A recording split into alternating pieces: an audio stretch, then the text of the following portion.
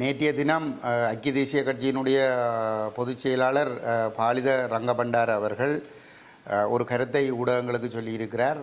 நாட்டினுடைய இந்த நெருக்கடியான ஒரு பொருளாதார சூழல் காரணமாக உடனடியாக தேர்தலுக்கு செல்லாமல் 2 ஆண்டுகள் தேர்தல்களை பிற்போடுவது பொருத்தமானதாக இருக்கும் என்ற ஒரு கருத்தை கூறியிருக்கின்றார். அந்த கருத்தை தமிழ் தேசிய மக்கள் முன்னணியராகிய நாங்கள் அடியோடு நிராகரிக்கின்றோம். எங்களை பொறுத்தவரையிலே தேர்தல்கள் உடனடியாக நடத்தப்பட வேண்டும்.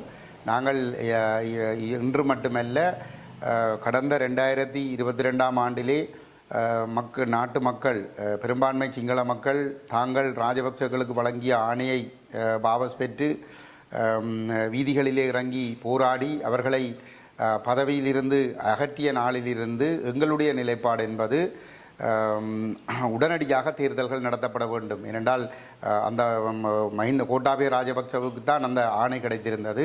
அவர் அந்த பதவியிலிருந்து விரட்டப்பட்டதோடு அந்த மக்களால் வழங்கப்பட்ட ஆணை வாபஸ் பெறப்பட்டிருக்கின்றது. ஆகவே இந்த நாடாளுமன்றம் கலைக்கப்பட்டு உடனடியாக நாடாளுமன்ற தேர்தல் நடத்தப்பட வேண்டும் என்பதும், ஜனாதிபதி தேர்தல் ஒன்றுக்கு செல்ல வேண்டும் என்பதும், ஏனைய தேர்தல்கள் நடத்தப்பட வேண்டும் என்பதும் எங்களுடைய நிலைப்பாடு. எங்களுடைய கட்சித் தலைவர் கஜேந்திரகுமார் பொன்னம்பலம் அவர்கள் நாடாளுமன்றத்தில் அந்த நிலைப்பாடுகளை மிக தெளிவாக வலியுறுத்தியே வந்திருக்கின்றார். அவ்வாறான ஒரு சூழலிலே தாங்கள் நாட்டினுடைய ஜனநாயகத்தை பாதுகாக்கப் போகிறோம் என்ற போர்வையிலே ஆட்சி அதிகாரத்தில் அமர்ந்து கொண்டு இப்பொழுது தங்களுடைய ஆட்சியை தக்க வைத்துக் கொள்வதற்கும் சிங்கள மக்களால், தமிழ் மக்களால், முஸ்லீம் மக்களால் ஒட்டுமொத்தமாக குப்பை கூடைக்குள் தூக்கி வீசப்பட்ட ஐக்கிய தேசிய கட்சி தன்னுடைய செல்வாக்கை வளர்த்துக் கொள்வதற்கு இந்த சந்தர்ப்பத்தை பயன்படுத்திக் கொள்வதற்கு முயற்சி செய்கின்றது. எல்லோருக்கும் தெரியும், கடந்த 20ஆம் ஆண்டு நடைபெற்ற நாடாளுமன்ற தேர்தலிலே ஐக்கிய தேசிய கட்சி ஒரு ஆசனத்தை கூட பெறவில்லை. அவர்கள் முற்று முழுதாக ஆசனங்களை இழந்திருந்தார்கள். அந்த கட்சிக்கு கிடைத்த ஒரு ஆசனத்தை, ஒரு தேசிய பட்டியல் ஆசனத்தை வைத்துக் கொண்டுதான் 2 ஆண்டு கழித்து ரணில் விக்ரமசிங்க நாடாளுமன்றத்திற்குள் நுழைந்திருந்தார். இவ்வாறு நுழைந்து அவர் ஜனாதிபதியாக வந்தது என்பது கூட அவர் இந்திய மேற்கினுடைய முகவராக செயல்படுவதற்கு தயாராக இருந்த சூழலிலே தான் இவருக்கு இந்த பிரதமர் பதவியோ அல்லது ஜனாதிபதி பதவியோ பெற்றுக்கொள்ளக்கூடிய ஒரு புறச்சூழல் உருவாக்கி கொடுக்கப்பட்டிருந்தது. அவ்வாறு அந்த பதவியை பெற்றுக்கொண்ட பிற்பாடு செல்வாக்கிழந்து நாட்டு மக்களால், குறிப்பாக தன்னுடைய சொந்த சிங்கள மக்களாலேயே தூக்கி குப்பை கூடைக்குள் வீசப்பட்டிருக்கிற நிலைமையிலே சரிந்து போயிருக்கிற தங்களுடைய கட்சியினுடைய செல்வாக்கை கட்டி வளர்ப்பதற்கான ஒரு சந்தர்ப்பமாக இந்த காலப்பகுதியை அவர்கள் பயன்படுத்தி கொள்ளுகிறார்கள். ஒரு புறத்திலே கட்சியை மீள கட்டி எழுப்புவது, 2வது இவர் ஜனாதிபதியாக வந்த பிறகு பல்வேறுபட்ட அமைச்சுக்கள், வெளிநாட்டு அமைச்சுக்கள் அல்லது வெளிநாட்டு தூதரகங்கள் மட்டத்திலே பல்வேறுபட்ட திணைக்களங்கள் மட்டத்திலே ஐக்கிய தேசிய கட்சி சார்ந்தவர்களுக்கு பல பதவிகள் வழங்கப்பட்டிருக்கிறது. இவ்வாறான பதவிகளில் சுகபோகங்களை அனுபவித்துக் கொண்டிருப்பவர்கள் இப்போது ஒரு தேர்தல் ஒன்று நடைபெறுமாக இருந்தால் நிச்சயமாக ரணில் விக்ரமசிங்க வெல்ல முடியாத ஒரு நிலைமை ஒன்று ஏற்படும். அத்தோடு அவர்கள் அனைவருமே அந்த பதவிகளையும் சுகங்களையும் இழக்க வேண்டியிருக்கும். ஆகவே தங்களுடைய அந்த பதவி சுகங்களை தக்க வைத்துக் கொள்வதற்காகவும், அதே நேரத்திலே செல்வாக்கிழந்து போயிருக்கிற ஐக்கிய தேசிய கட்சியை தூக்கி நிறுத்துவதற்குரிய ஒரு சந்தர்ப்பமாக இந்த பதவி காலத்தை பயன்படுத்திக் கொள்வதற்காகவும் மட்டுமே அவர்கள் இந்த 2 ஆண்டு கால அவகாசத்தை கேட்கின்றார்கள். இது ஐக்கிய தேசிய கட்சிக்கும், ஐக்கிய தேசிய கட்சியோடு சேர்ந்து ரணில் விக்ரமசிங்கோடு தொங்கிக் கொண்டு இந்த பதவி சுகங்களை அனுபவிப்பவர்களுக்கு இந்த பதவிகள் சுகங்கள் ஒருபுறம் நன்மையாக கிடைக்கின்ற பொழுது, மறுபுறத்திலே சர்வதேச தரப்பு இதிலே வாய்மூடி மௌனமாக ரணில் விக்ரமசிங்கவினுடைய செயல்பாடுகள் அனைத்தையும் ஒரு ஜனநாயக ரீதியான செயல்பாடுகளாக சித்தரித்து அவருக்கான முழு உதவிகளையும் செய்து கொண்டிருப்பதற்குரிய பிரதானமான காரணம், இந்திய, அமெரிக்க, ஐரோப்பிய தரப்புகளுக்கு இலங்கையிலே தங்களுடைய ஆதிக்கத்தை தக்க வைத்துக் கொள்வதற்கும் சீனாவினுடைய ஆதிக்கத்தை கட்டுப்படுத்துவதற்கும் இவர் முழு அளவிலே உதவி செய்கின்றார்.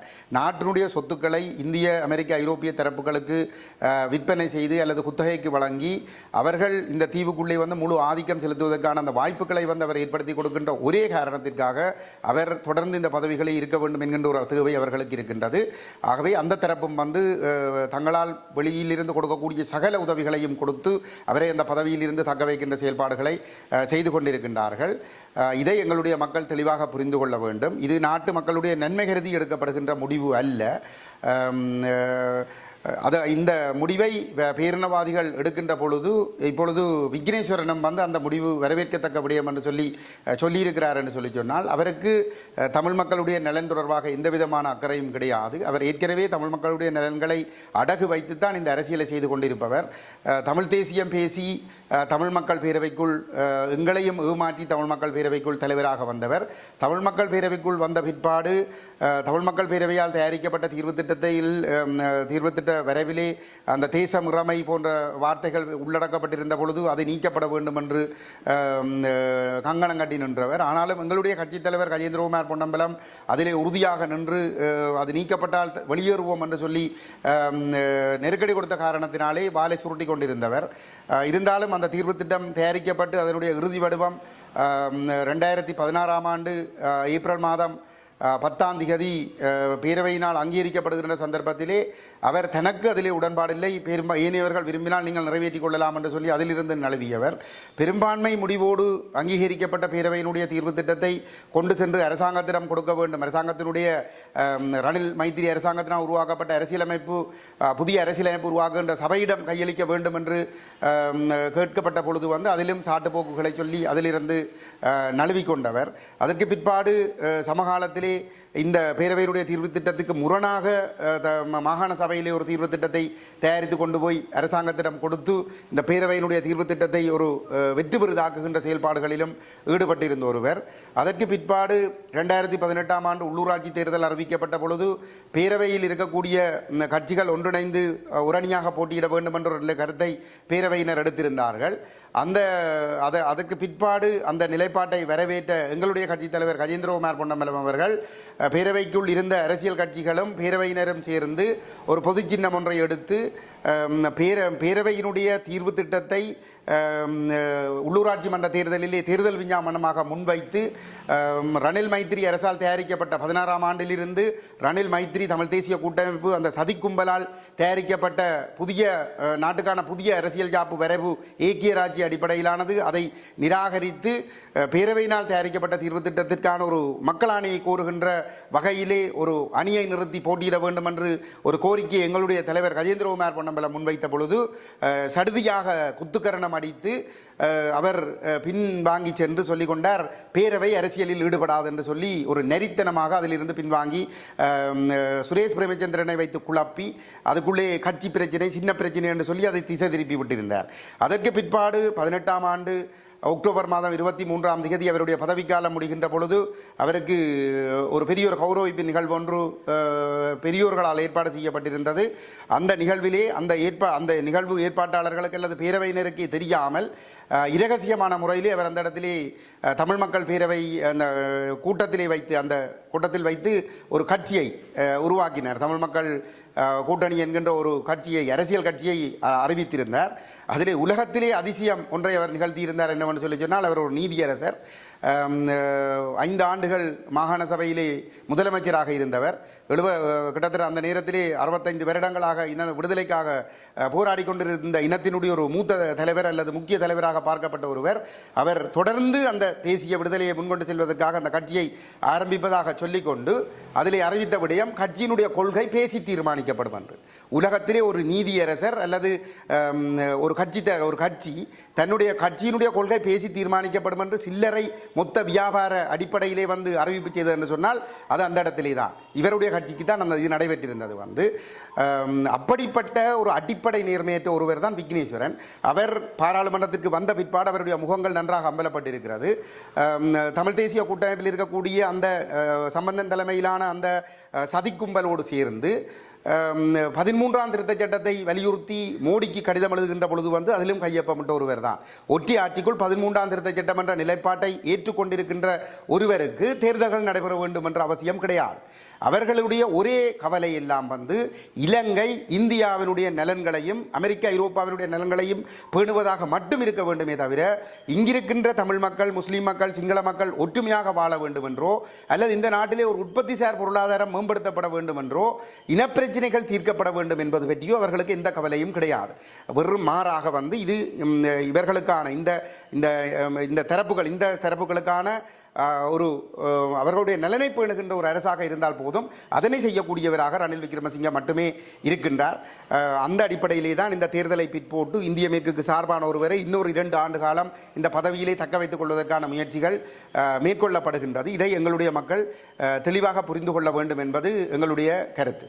என்னை பொறுத்தவரையிலே இன்று 2009 ஆண்டு போருக்கு பிற்பாடு மக்கள் தன்னெழுச்சியாக ஒன்று கூடுகின்ற நிகழ்வுகளாக இருப்பது ஒன்று மாவீரர் நாள் நிகழ்வு, 2வது முள்ளிவாய்க்கால் இன அழிப்பு நினைவேந்தல் நிகழ்வு. இந்த நிகழ்விலே இந்த முள்ளிவாய்க்கால் நினைவேந்தல் நிகழ்வை கடந்த 15 வருடங்களாக ஒரு குழு செய்து கொண்டு வருகிறது. அந்த குழுவோடு நாங்களும் ஒத்துழைத்து செயற்பட்டு வந்திருக்கிறோம். ஆனால் அந்த குழுவிடம் நாங்கள் தொடர்ச்சியாக வலியுறுத்தி வந்திருக்கிறோம். இந்த நினைவேந்தல் நாளிலே அந்த முள்ளிவாய்க்கால் படுகொலை நடந்தது என்பது 87ஆம் ஆண்டில் இலங்கை இந்திய ஒப்பந்தத்துக்கு பிற்பாடு இனப்பிரச்சனை தீர்வு என்ற பெயரில் இந்த 13ஆம் திருத்தச் சட்டம் ஊடாக கொண்டு வரப்பட இருக்கின்ற விடயங்களை எங்களுடைய இயக்கம் ஏற்றுக்கொள்ள வேண்டும் என்ற ஒரு நிர்பந்தம் பிரிவிக்கப்பட்ட பொழுது ஒட்டியாட்சிக்குட்பட்ட எந்த ஒரு தீர்வையும் ஏற்றுக்கொள்ள முடியாதென்று தலைவர் பிரபாகரன் உறுதியாக நின்ற இடத்திலே அவர்கள் மீது ஒரு யுத்தத்தை திணித்து அவர்களை அழித்துவிட்டு அல்லது அடிபணிய வைத்து 13ஆம் திருத்தச் சட்டம் ஒட்டியாட்சியை ஏற்றுக்கொள்ள வைப்பதற்காகத்தான் அந்த யுத்தம் ஆரம்பிக்கப்பட்டது.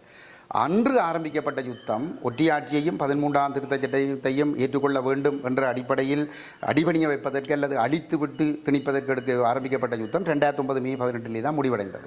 2009 மே 18 வரை இத்தனை லட்சம் மக்களும் முள்ளிவாய்க்கால் நோக்கி சென்றார்கள் என்றால் ஒட்டியாட்சிக்கு எதிராகவும் 13ஆம் திருத்தச் சட்டத்துக்கும் எதிராகத்தான் சென்றார்கள். ஆகவே அந்த விடயம் இந்த முள்ளிவாய்க்கால் நினைவேந்தல் இன அழிப்பு நினைவேந்தல்களிலே ஆணித்தரமாக வலியுறுத்தப்பட வேண்டும் என்ற கருத்துக்களை எங்களுடைய கட்சித் தலைவர் கஜேந்திரகுமார் பொன்னம்பலம் தலைமையிலான எங்களுடைய அரசியல் இயக்கம் இந்த முள்ளிவாய்க்கால் நினைவேந்தல் ஏற்பாட்டு குழுவிடம் கடந்த 6-7 வருடங்களாக தொடர்ச்சியாக வலியுறுத்தி கொண்டே வருகின்றது. ஆனால் அவர்கள் அந்த கருத்துக்களை உள்வாங்குவதற்கு அவர்கள் தயாராக இல்லை. அதிலே நாங்கள் விரக்தி அடைந்த நிலையிலே தான் கடந்த 22ஆம் ஆண்டிலே நாங்கள் முள்ளிவாய்க்காலிலே ஒரு கூட்டம் ஒன்றை கூட்டி அந்த கூட்டத்திலே நாங்கள் இந்த ஏற்பாட்டு குழுவினரை வருமாறு கேட்டு அந்த கூட்டத்தை கூட்டியத்தினுடைய நோக்கமே என்னவென்று சொன்னால் இந்த முள்ளிவாய்க்கால் நினைவு அந்த பிரகடனத்திலே நினைவேந்தல் நடக்கிற பொழுது அந்த பிரகடனத்திலே சர்வதேச குற்றவியல் நீதிமன்றத்திற்கு கொண்டு செல்லப்பட வேண்டும் என்பதை வலியுறுத்தப்பட வேண்டும் என்பதும் ஐக்கிய நாடுகள் மனித உரிமைகள் பேரவைக்குள் பொறுப்புக்கூறல் தொடர்பான விவகாரம் முடக்கப்பட்டிருக்கிறது. அதனூடாக எந்த விதமான நன்மைகளும் ஏற்படவில்லை. ஆகவே அதற்குள் முடக்கப்பட்டிருக்கிற விடயம் ஐநா செயலாளர் நாயகத்துக்கு பாரப்படுத்தப்பட்டு சர்வதேச குற்றவியல் நீதிமன்றத்துக்கு கொண்டு செல்ல வேண்டும் என்ற விடயத்தை நீங்கள் அதிலே ஆணித்தரமாக அந்த தீர்மானத்தில் கொண்டு வர வேண்டும் என்பதும் பொறுப்புக்கூறல் இனநல்லிணக்கம் தொடர்பாக மனித உரிமைகள் பேரவையின் தீர்மானத்திலே தொடர்ச்சியாக 13ஆம் திருத்தச் சட்டமும் மாகாண சபை தேர்தல்கள் தான் பற்றித்தான் குறிப்பிடப்படுகின்றது. ஆகவே ஒட்டியாட்சிக்குட்பட்ட தீர்வுகளை நாங்கள் ஏற்றுக்கொள்ள முடியாது என்பதை தெளிவாக குறிப்பிட்டு ஒட்டியாட்சிக்கு எதிராகத்தான் முள்ளிவாய்க்கால் வரை இந்த மக்கள் உலக உயிர் தியாகங்களையும் செய்தார்கள் என்பதை தெளிவாக குறிப்பிட்டு அதை நிராகரித்து தேசம் அங்கீகரிக்கப்பட்ட ஒரு தீர்வு வேண்டும் என்பதை வலியுறுத்த வேண்டும் என்பது எங்களுடைய கோரிக்கையாக இருந்தது. ஆனால் அந்த 22ஆம் ஆண்டு நாங்கள் கூட்டிய 23ஆம் ஆண்டு நாங்கள் கூட்டிய கூட்டத்திற்கு அவர்கள் வரவில்லை. அவர்கள் மறைந்து கொண்டார்கள். அந்த சந்தர்ப்பத்தை பயன்படுத்தி கொண்டு வேலன் சுவாமி தலைமையிலும் மட்டக்களப்பிலே சீலன் என்பவருடைய தலைமையிலும் வலிந்து காணாமலாக்கப்பட்ட உறவுகள் மாவட்டத்துக்கு 5 பேர் என்ற அடிப்படையிலே ஒரு அணி பஸ்ஸிலே அனுப்பப்பட்டிருந்தது. அதுக்கு பின்னால் ஒரு ஊடகம் நின்றிருந்தது. அந்த அணி அங்கே அவர்கள் நின்று கொண்டார்கள். அந்த சந்தர்ப்பத்தை பயன்படுத்தி இந்த முள்ளிவாய்க்கால் நினைவேந்தல் குழு வெறுமனே ஒரு மட்டுப்படுத்தப்பட்ட நபர்களை மட்டும்தான் கொண்டிருக்கிறது. 8 மாவட்டங்களையும் பரவலாக பிரதிநிதித்துவப்படுத்தவில்லை. ஆகவே 8 மாவட்டங்களையும் உள்ளடக்கியதாக அமைக்கப்பட வேண்டும். இன்று ஏற்பாட்டு குழுவை சார்ந்தவர்கள் யாரும் வராதபடியால் நாங்கள் கூட்டத்தை கூட்டிய நாங்கள் அந்த இடத்திலே வைத்து ஒரு தற்காலிக கமிட்டியை அமைக்க வேண்டும். முள்ளிவாய்க்கால் நினைவேந்தலை செய்வதற்கான தற்காலிக கமிட்டியை அமைக்க வேண்டும். அதிலே இந்த 8 மாவட்டங்களையும் சேர்ந்து வந்திருந்த காணாமலாக்கப்பட்ட உறவுகளை 5 பேராக அதிலே உள்ளடக்கி அந்த கமிட்டி அமைக்கப்பட வேண்டும் என்று கேட்டார்கள். அப்பொழுது நாங்கள் மிக தெளிவாக அவர்களுக்கு சொல்லியிருந்தோம். என்னவென்று சொன்னால் நாங்கள் இந்த கூட்டத்தை கூட்டியதனுடைய நோக்கம் இந்த ஏற்பாட்டு குழுவில் சீர்திருத்தங்களை செய்வது அல்லது ஒரு புதிய குழுவை உருவாக்குவது அதுவும் எங்களோட நோக்கம். எங்களுடைய நோக்கம் அந்த ஏற்பாட்டு குழு வலியுறுத்த வேண்டிய பிரகடனத்திலே வலியுறுத்த வேண்டிய விடயங்கள் என்ன என்பதை அவர்களுக்கு இடித்துரைப்பது மட்டும்தான் எங்களுடைய நோக்கம். நாங்கள் அதை செய்ய போவதில்லை என்று சொல்லுவாங்க. அந்த இடத்திலே அவர்கள் தயார்படுத்தி கூட்டி கொண்டு வந்திருந்த சில அம்மாக்களை கொண்டு எங்களுக்கு எதிராக கடுமையான கேவலமான வார்த்தைகள் மூலமாக அவதூறுகளை பரப்பி அதை ஒரு குறிப்பிட்ட ஒரு தொலைக்காட்சி வீடியோ பதிவு செய்து அதை புலம்பெயர் தேசமங்கம் அதை பகிர்ந்திருந்தது. அதில் மாங்குளத்தில் இருந்து வந்திருந்த ஒரு ஊடகவியலாளர் அவர்தான் முக்கியமாக அந்த வலிந்து காணாமலாக்கப்பட்ட அம்மாக்களை அங்கங்கே மூளைக்கு மூளை கூட்டிக் கொண்டே வச்சு அவர்கள்ட்ட இருந்து கதையை சொல்லி இப்படி சொல்லுங்கன்னு சொல்லி கருத்துக்களை எடுத்து தமிழ் தேசிய மக்கள் முன்னணிக்கு எதிராக ஒரு தீவிரமான ஒரு பொய்ப்பரப்புரை அவர்கள் செய்திருந்தவர்கள் அப்ப இது இப்படி நடந்து முடிஞ்ச ஒரு விஷயம். அப்ப நாங்க கூட்டத்தை கூட்டினது என்னத்துக்கு, இந்த தீர்மானத்தில் என்னென்ன விஷயங்கள் பெற வேணும் என்று சொல்றதுக்கு ஆனால் அவர்கள் அதை கருத்து எடுக்க தயாரில்லை. இந்த ஆண்டு 15வது ஆண்டு சர்வதேச மன்னிப்பு சபையினுடைய செயலாளர் அந்த இடத்திற்கு வருகிறார். இந்த சர்வதேச மன்னிப்பு சபைக்கும் ஒரு காத்திரமான பங்கு இருக்கிறது. இந்த பொறுப்புக்கூறல் தொடர்பாக ஏதாவது நடக்க வேண்டும் என்ற ஒரு அழுத்தத்தை சர்வதேச அளவிலேயே கொடுக்குறதுல அவர்களுக்கும் ஒரு பங்கு இருக்குது. அப்போ இந்த இடத்துல பாதிக்கப்பட்ட மக்கள் கிட்டத்தட்ட 50,000 75,000 பேர் அந்த இடத்துக்கு திரளுகிறார்கள். ஏற்பாட்டு குழுவின் அழைப்பின் பேரில் தான் நாங்கள் போகிறார்கள். அந்த அளவு மக்களுக்கும் சாட்சியாக வைத்துக்கொண்டு அவர்கள் வெளியிட்ட அறிக்கையில் சிங்கள பேரினவாதம் என்ற சொல் தவிர்க்கப்பட்டிருக்கிறது. 75 வருடமாக பேரினவாதம் தான் எங்களுக்கு எதிராக அடக்குமுறைகளை செய்து கொண்டு வந்திருக்குது, அழிவுகளை செய்து கொண்டு வந்திருக்க. சிங்கள தேசியவாதம் தவறல்ல, சிங்கள பேரினவாதம் சிங்கள இனவாதம் தான் தவறு. அதிலே தேசியவாதம் என்று தான் பாவிக்கப்பட்டிருக்கிறதே தவிர பேரினவாதம் என்றோ இனவாதம் என்ற சொல்லு பயன்படுத்தப்படவில்லை. ஒன்று. இரண்டாவது, சர்வதேச விசாரணை வேண்டும் என்று தான் சொல்லப்பட்டிருக்கிறது. ஆனால் நாங்கள் கேட்டுக்கொண்டிருப்பது சர்வதேச குற்றவியல் நீதிமன்ற விசாரணையை தான் நாங்கள் கூறிக்கொண்டிருக்கிறோம். அல்லது விசேட குற்றவியல் தீர்ப்பாயம் ஒன்று வேண்டும் என்பதுதான் பாதிக்கப்பட்ட மக்களதும் எங்கள் போன்ற நேர்மையான அரசியல் தரப்புகளதும் கோரிக்கையாக இருக்கின்றது. அந்த சர்வதேச குற்றவியல் விசாரணை வேண்டும் என்ற கோரிக்கை திட்டமிட்டே தவிர்க்கப்பட்டிருக்கிறது. அது மட்டுமல்லாமல் ஐக்கிய நாடுகள் மனித உரிமைகள் பேரவைக்குள் 2012 இன்று வரை பொறுப்புக்கூறல் விவகாரம் முடக்கப்பட்டிருக்கிறது. மனித உரிமைகள் பேரவைக்கு குற்றவியல் விசாரணை நடத்துவதற்கான அதிகாரம் இல்லை. அதனை மனித உரிமைகள் பேரவையில் இருந்து வெளியே எடுத்து அதை பாதுகாப்பு சர்வதேச குற்றவியல் நீதிமன்றத்துக்கு கொண்டு செல்வதற்கு அல்லது ஒரு விசேட குற்றவியல் தீர்ப்பாயம் ஒன்றை அமைப்பதற்குரிய நடவடிக்கைகள் மேற்கொள்ளப்பட வேண்டும் என்ற கோரிக்கை அதில் வலியுறுத்தப்படவில்லை. மனித உரிமைகள் பேரவைக்குள் ஐக்கிய நாடுகள் மனித உரிமைகள் பேரவைக்குள் பொறுப்புக்கூறல் விவகாரம் வைத்திருப்பதில் எந்த பயனும் இல்லை, அது முடக்கப்பட்டிருக்கிறது என்ற விடயம் சுட்டிக்காட்டப்படவில்லை. பாதிக்கப்பட்ட மக்களாகிய நாங்கள் சொல்கிறோம் அதற்குள் பொறுப்புக்கூறலை வைத்திருக்க வேண்டாம், அதை சர்வதேச குற்றவியல் நீதிமன்றத்துக்கு கொண்டு செல்லுங்கள் என்ற கோரிக்கை அங்கே திட்டமிட்டு தவிர்க்கப்பட்டிருக்கின்றது. அதே போன்று மனித உரிமைகள் பேரவையினுடைய தீர்மானத்திலே 13ஆம் திருத்தச் சட்டம் மாகாண சபைகள் தொடர்பாக வலியுறுத்தப்பட்டு வந்திருக்கிற ஒரு இடத்திலே ஒட்டியாட்சிக்குட்பட்ட தீர்வை நாங்கள் ஏற்றுக்கொள்ள மாட்டோம், முள்ளிவாய்க்கால் வரை உயிர் கொடுத்தது ஒட்டியாட்சிக்கு எதிராகத்தான், 13ஆம் திருத்தச் சட்டத்தை நிராகரித்துத்தான் இவ்வளவு மக்களும் உயிர் கொடுத்தார்கள், அந்த மக்களை நினைவு கூறுகின்ற நிகழ்வைத்தான் நாங்கள் இங்கே நடத்துகிறோம், அந்த நினைவு கூறலுக்கு தான் நீங்கள் இங்கே வந்திருக்கிறீர்கள். ஆகவே நீங்கள் இந்த ஒட்டியாட்சிக்குள் தீர்வை ஏற்றுக்கொள்ளுமாறு வற்புறுத்துகின்ற பேரவையினுடைய அணுகுமுறையை மாற்றி தமிழ் தேச முறைமை அங்கீகரிக்கப்பட்ட ஒரு சமஷ்டி தீர்வுக்கு பெற்றுத் தருவதற்கு நடவடிக்கை எடுக்க வேண்டும் என்று சொல்வதற்கு இந்த ஒட்டியாட்சிக்குட்பட்ட கதையை சொல்வதற்கு அவர்கள் திட்டமிட்டை மறைத்திருக்கிறார்கள். எங்களை பொறுத்தவரையிலே சுமந்திரனுடைய இந்திய மேற்கு தரப்பினுடைய விருப்பத்தின் அடிப்படையில், ரணில் விக்ரமசிங்கவினுடைய விருப்பத்தின் அடிப்படையில் அவரை பலப்படுத்தி பாதுகாக்கக்கூடிய நோக்கத்தோடு தான் இந்த முள்ளிவாய்க்கால் பிரகடனம் வெளியிடப்பட்டிருக்கிறது. அது திட்டமிட்ட சதி. அந்த பிரகடனத்தை தயாரித்ததில் எழில் என்று சொல்லப்படுகிற ஒரு நபருடைய பெயர் மிக முக்கியமாக பேசப்படுகிறது. அவர் பற்றிய பூரணமான தகவல்கள் விரைவில் எங்களால் வெளியிடப்படும். இந்த செயலை செய்த இந்த துரோக கும்பல், இந்த முள்ளிவாய்க்கால் ஏற்பாட்டுக்குழு மிக பெரும் வரலாற்று துரோகத்தை இழைத்திருக்கிறது. அவர்கள் அந்த குழுவிலிருந்து விலக வேண்டும். அந்த குழுவிலே யார் யாரெல்லாம் இருந்தார்கள் என்ற உண்மை மக்களுக்கு அம்பலப்படுத்தப்பட வேண்டும். விளங்க நான் சொல்றது, இவ்வளவு உயிரச்சுறுத்தல்கள் மத்தியில தான் அந்த நினைவேந்தலுக்கு மக்கள் போகிறார்கள். நாங்கள் ஊராக போய் ஒரு சர்வதேச விசாரணை வேணும், ஜெனீவாக்குள்ள வச்சு முடக்கக்கூடாது, மக்களை திரளுங்கள் என்று தான் நாங்கள் பிரச்சாரங்களை செய்தோம். இவர்கள் அந்த அறிக்கைகளை யாருக்குமே காட்டாமல் இதகசியமாக தயாரித்துக் கொண்டு அதிலே வாசித்திருக்கிறார்கள். இது மிக பெரும் துரோகம் நடந்திருக்கிறது. அரசியல்வாதிகள் மட்டும்தான் இங்கே துரோகம் செய்கிறார்கள் என்பதல்ல, இந்த சிவில் அமைப்புகளும் துரோகம் செய்கின்றன. இதே துரோகங்களில் ஈடுபடுகின்ற சிவில் அமைப்புகள் தான் எல்லாம் என்று நான் சொல்லவில்லை. இந்த பொது வேட்பாளர் நியமனத்திலும் கங்கணம் கட்டி நிற்கின்றன. ஆகவே இதை எங்களுடைய மக்கள் புரிந்து கொள்ள வேண்டும். முள்ளிவாய்க்கால் ஏற்பாட்டு குழு தமிழினத்துக்கு மிக பெரும் துரோகம் அளித்திருக்கிறது. அவர்கள் அந்த பொறுப்பிலிருந்து விலக வேண்டும். அதில் யார் யார் இருந்து கூட்டாக இந்த சதி செய்தார்கள் என்பது வெளிப்படுத்தப்பட வேண்டும். இந்த எழில் என்ற நபர் யார் என்பது மக்களுக்கு பகிரங்கப்படுத்தப்பட வேண்டும். அதை நாங்கள் விரைவிலே பகிரங்கப்படுத்துவோம்.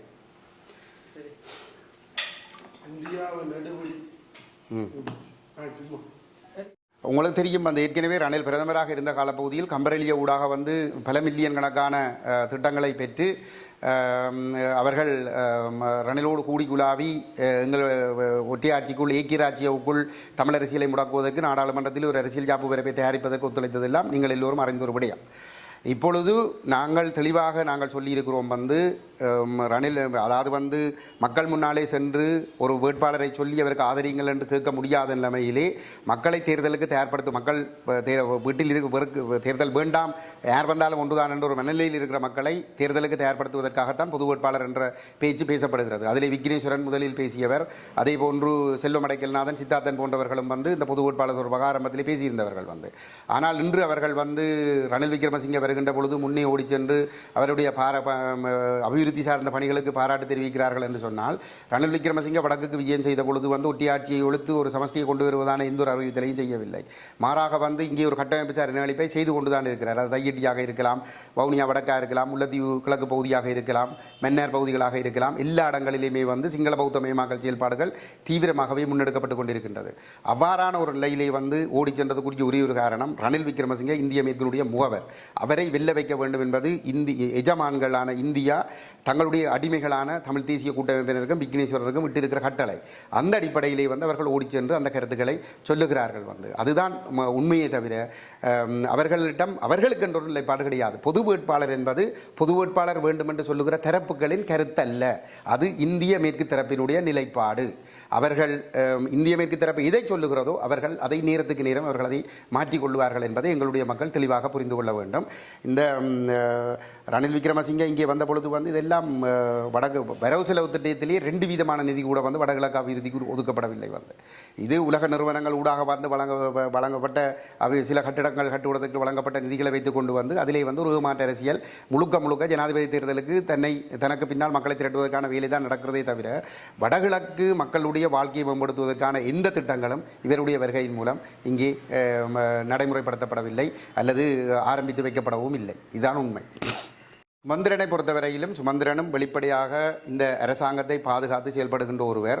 அவரும் இந்திய மேற்கு நாடுகளுடைய நலன்கள் அடிப்படையிலே இந்திய மேற்கு தரப்பு இலங்கையிலே யார் ஆட்சிக்கு வர வேண்டும் என்று விரும்புகிறதோ அந்த தரப்பை பலப்படுத்துவதற்கு தன்னுடைய அனைத்து விதமான பங்களிப்பையும் கடந்த காலத்திலும் செய்திருக்கிற ஒருவர். இப்பொழுதும் அவர் அதைத்தான் செய்து கொண்டிருக்கிறார். அந்த வகையிலே வந்து அவருக்கு ரணில் விக்ரமசிங்கவுக்கு நேரடியாக அவரை ஆதரிக்க வேண்டிய ஒரு அடிப்படையில் அவர்கள் பல்வேறுபட்ட அணுகுமுறைகளை அவர்கள் ஒரு அணியாக இருந்து கொண்டு பிரிந்திருப்பது போன்று அவர்கள் காட்டி பல்வேறுபட்ட அணுகுமுறைகளை கையாளுகின்றார்கள். அதிலே நேரடியாக சுமந்திரன் ஒரு வேட்பாளரை ஆதரிக்கின்ற, குறிப்பாக ரணில் விக்ரமசிங்கவை ஆதரிக்கின்ற ஒரு போக்கை அவர் எடுக்கக்கூடும். எங்களை பொறுத்தவரையிலே வந்து அவர் இந்திய மேற்கினுடைய ஒரு முகவர். இந்திய மேற்குக்கு சார்பான ஒரு ஆட்சியை கொண்டு வருவதற்காக வந்து அவர் வெளிப்படையாகவே செயல்படக்கூடிய ஒருவர். இன்று ரணில் விக்ரமசிங்கே தமிழர்களுக்கு மிக பெரும் துரோகங்களை இழைத்திருக்கிற ஒரு சூழலிலே 2005ஆம் ஆண்டு 2002 சமாதான உடன்படிக்கைக்கு பிறகு சமாதான உடன்படிக்கையிலே சொல்லப்பட்ட விடயங்களை ரணில் விக்ரமசிங்கே நிறைவேற்றி இருக்காத ஒரு சூழலிலே பேச்சுவார்த்தை மேசையிலே விடுதலை புலிகள் உட்கார்ந்திருந்த நேரத்திலே வந்து கருணாவை பிரித்து கருணாவுக்கு வந்து ஒரு பொய் நம்பிக்கையை கொடுத்து உனக்கும் ஒரு பேச்சுவார்த்தை மேசையில் உனக்கும் ஒரு அந்தஸ்து தரப்படும், நீயும் ஒரு தரப்பாக உன்னையும் ஏற்றுக்கொள்ள முடியும் என்ற ஒரு நம்பிக்கையை இந்த சர்வதேச சதிகாரன் எரிக் சொல்லேமோடு சேர்ந்து கருணாவுக்கு கொடுத்து அந்த கருணாவை அமைப்பில் இருந்து பிரித்து விடுதலை போராட்டத்தை பலவீனப்படுத்தியவர். சர்வதேச வலைப்பின்னலை உருவாக்கி சர்வதேச ரீதியிலே விடுதலை புலிகளை தடை செய்வதற்கான சூழலை உருவாக்கியவர். சர்வதேச ரீதியிலே விடுதலை புலிகள் அமைப்பினுடைய செயல்பாட்டாளர்களை கைது செய்து விடுதலை புலிகளை ஒரு பரலைஸ்ட் ஆக்குவதற்கான ஒரு வேலை திட்டத்தை வந்து முன்னெடுத்த ஒருவர் தான் ரணில் விக்ரமசிங்கே. இப்படிப்பட்ட ஒரு பின்னணியிலே வந்து 2005 தேர்தல் வருகின்ற பொழுது அவருக்கு ஆதரவு வழங்க வேண்டும் என்று இந்திய மேற்கு தரப்புகள் கோரிய சந்தர்ப்பத்திலே நாங்கள் சொன்ன விடயம் விடுதலை புலிகளால் முன்வைக்கப்பட்ட இடைக்கால தன்னாட்சி அதிகார சபை வரவு விடுதலை புலிகளிடம் வழங்கப்படும் என்ற வெளிப்படையான அறிவித்தலை தேர்தல் விஞ்ஞாபனம் ஊடாக அவரால் முன்வைக்க முடியுமாக இருந்தால் அதை பற்றி பரிசீலிக்க முடியுமே தவிர இல்லை என்று சொல்லி சொன்னால் ஒரு பொழுதும் வந்து ஆதரிக்க முடியாது. ஏனென்றால் இந்த தேர்தலில் நாங்கள் பங்கெடுக்க முடியாது. என்றால் ரணிலுனதும் ராஜபக்சவினதும் தேர்தல் விஞ்ஞாபனம் இலங்கை ஒரு சிங்கள பௌத்த நாடு ஒற்றையாட்சி என்பதாகத்தான் இருந்தது. அவ்வாறான ஒரு விஞ்ஞாபனத்தை நாங்கள் ஆதரிக்க முடியாது என்ற நிலைப்பாட்டை வெளிப்படுத்தியிருந்தோம்.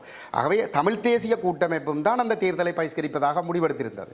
அந்த தமிழ் தேசிய கூட்டமைப்பும் தமிழீழ விடுதலை புலிகளும் கூட்டாக வெளியிட்ட கோரிக்கையின் அடிப்படையிலே தான் தமிழ் மக்கள் வந்து அந்த தேர்தலை பகிஷ்கரித்திருந்தார்கள். ஆனால் ரணில் ரணில் விக்ரமசிங்க தமிழ் சமூகத்திற்கு விரோதமானவர், தமிழ் மக்களுக்காக இதையும் செய்வதற்கு தயாராக இல்லை. தமிழீழ விடுதலை புலிகள் இயக்க காலத்தை இழுத்தடித்து போரிலே களத்திலே வந்து மேலோங்கி நின்ற விடுதலை புலிகள் இயக்கத்தை பலவீனப்படுத்தி தோல்வியடைந்து சோர்வடைந்திருந்த ஸ்ரீலங்கா இராணுவத்தை கட்டியெழுப்பி ஆளணியை பெருக்கி ஆயுத பலத்தை பெருக்கி சர்வதேச ஆதரவை தன்பக்கம் எடுத்து விடுதலை புலிகள் அளிப்பதற்கான ஒரு தளத்தை போட்டுக்கொண்டிருந்த ரணில் விக்ரமசிங்கவினுடைய உண்மை முகத்தை மறைக்க வேண்டும் என்பதற்காகத்தான் இந்த தேச விரோதி சுமந்திரனும் இந்த தேச விரோத தமிழ் தேசிய கூட்டமைப்பும் இந்த தேச விரோதி விக்னேஸ்வரனும் விடுதலை புலிகள் மக்களை வந்து வலுக்கட்டாயமாக மறைத்துதான் ஒரு பொய் பிரச்சாரத்தை செய்கின்றார்கள். வந்து எங்களை பொறுத்தவரையிலே அன்று நானும் தமிழ் தேசிய கூட்டமைப்பில் ஒரு நாடாளுமன்ற உறுப்பினராக இருந்தவன். நாங்களும் தமிழ் தேசிய கூட்டமைப்பும் விடுதலை புலிகளும் கூட்டாக அந்த தேர்தலை பகிஷ்கரிக்குமாறு கோரியிருந்தோம். அந்த கோரிக்கையின் அடிப்படையிலே தான் மக்கள் வந்து அந்த பகிஷ்கரிப்பிலே ஈடுபட்டிருந்தார்கள் என்பது உண்மை. ரணில் விக்ரமசிங்க தமிழர்களுக்கு எதுவும் செய்ய போவதில்லை. இந்த ரணில் விக்ரமசிங்க இந்திய மேற்குக்கு சார்பான ஒருவராக இருந்து கொண்டு அவர் அந்த ஜனாதிபதியாக வந்து இந்திய மேற்கே இன்று அமெரிக்கா இப்படி இஸ்ரேலோடு சேர்ந்து பாலஸ்தீனத்தில் ஒரு போரை பாலஸ்தீன மக்களுக்கு எதிரான போரை காசாவிலே நடத்தியதோ அதே போன்ற ஒரு போரை தான் இங்கே ரணில் விக்ரமசிங்க எங்களுக்கு எதிராக செய்திருப்பார். அது எந்த ஒரு கணக்கிலும் வந்திருக்கா. இங்கே அப்படியொரு மக்கள் கொல்லப்படவும் இல்லை.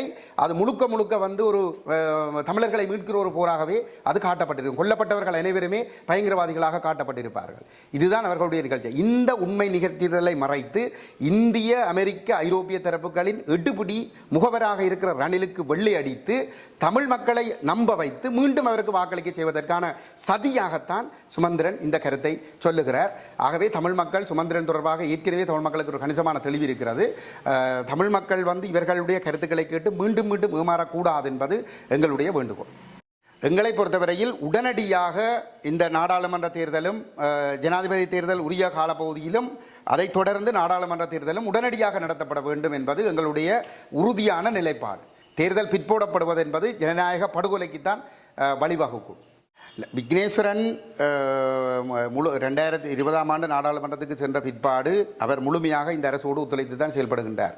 அது பொறுப்புக்கூறல் விவகாரமாக இருந்தால் ஜெனீவாவுக்குள் கொண்டு வரப்படுகிற உள்ளக விசாரணை தீர்மானத்தை அவர் ஆதரித்துக் கொண்டிருக்கிறார். அதே நேரத்திலே வந்து ஒற்றையாட்சிக்குள் 13ஆம் திருத்த சட்டத்தை ஏற்றுக்கொள்வதற்கு அவர் முன்வந்து மோடிக்கு கையொப்பமிட்டு அனுப்பியிருக்கிறார். அதே நேரத்திலே 2016 ஆண்டுக்கும் 18ஆம் ஆண்டு இறுதிக்கும் இடையிலே ரணில் மைத்ரி கூட்டமைப்பு சதிக்கும்பல் தயாரித்த ஏக்கிய ராஜ்ய வரைவையும் அவர் ஏற்றுக்கொண்டிருக்கிறார். அப்படிப்பட்ட ஒரு இடத்திலே வந்து அவருக்கும் ரணிலுக்கு அல்லது இந்த அரசாங்கத்திற்கும் இடையிலே எந்த இடைவெளிகளும் இருப்பதற்கான நியாயங்கள் இல்லை.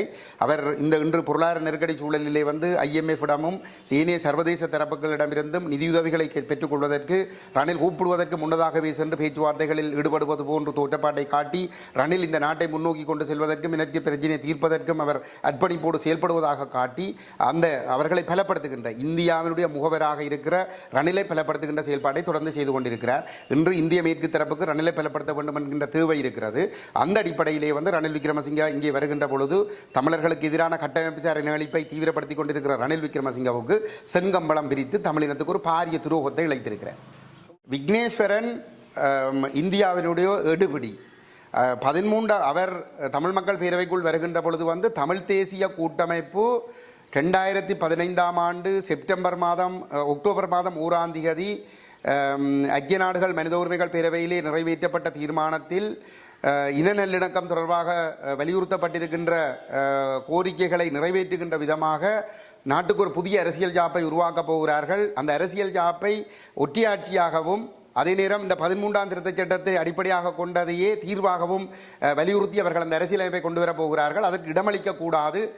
நாங்கள் தமிழ் தேசம் இறைமை சுயநிர்ணய உரிமை அடிப்படையில் ஒரு சமஷ்டி யாப்பை தயாரித்து நாங்கள் தயாரிக்க பண்ணுவதற்கான ஒரு அழுத்தமாக நாங்கள் இந்த பேரவை ஊடாக வந்து ஏற்படுத்த வேண்டும் என்று சொல்லித்தான் தமிழ் மக்கள் பேரவைக்குள் வந்திருந்தவர் ஆனால் வந்த பிற்பாடு நான் முன்னர் சொன்ன விதமாக அந்த பேரவையினுடைய தீர்வு திட்டத்தை குழப்புவதற்கு எல்லா முயற்சிகளையும் எடுத்து அது பயனற்று போன நிலையிலே தன்னை ஒரு நேர்மையான தேசியவாதியாகவே வேடம் போட்டுக்கொண்டு 20ஆம் ஆண்டு நடந்த நாடாளுமன்ற தேர்தலில் வெற்றி பெற்ற பிற்பாடு நாடாளுமன்றத்துக்கு சென்ற நாளில் இருந்து அவர் 13ஆம் திருத்தச் சட்டத்தை தான் தீர்வாக வலியுறுத்தி செயல்பட்டு கொண்டிருக்கின்றார். ஆகவே அவருக்கு அந்த நிலைப்பாட்டை வலியுறுத்தியது இந்தியாவினுடைய கட்டளை தான். 2009ஆம் ஆண்டு மே 21ஆம் தேதி இந்தியாவுடைய தேசிய பாதுகாப்பு ஆலோசகர் நாராயணனும் வெளிவார செயலாளர் சிவசங்கர் மேனனும் கொழும்புக்கு வந்து கூட்டமைப்பு தலைவர்களுக்கிட்ட கட்டளையின் பிரகாரம் 13ஆம் திருத்தச் சட்டத்தை தீர்வாக ஏற்றுக்கொள்ள வேண்டும் என்று அவர்கள் கட்டளையிட்டிருந்தார்கள்.